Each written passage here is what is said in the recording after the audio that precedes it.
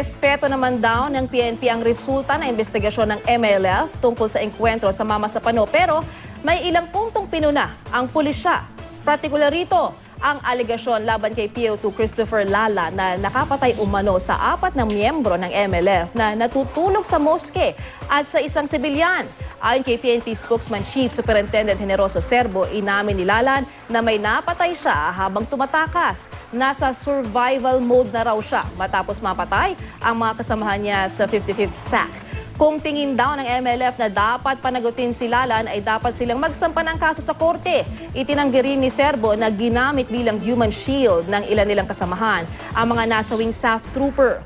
Wala raw lumabas na ganon sa forensic exam sa katawan ng SAF 44. Nanindigan naman si Manila Mayor Joseph Estrada na all-out war pa rin laban sa MLF ang solusyon sa problema sa Mindanao. Mas marami raw mamamatay na sundalo at civilian collateral damages kung hindi pa ito gagawin. Mas malaki rin daw ang magiging epekto nito sa ekonomiya. The only solution when you have exhausted all remedies for more than 30 years, now more than 45 years, still they're there. So what's the only solution is to wage war?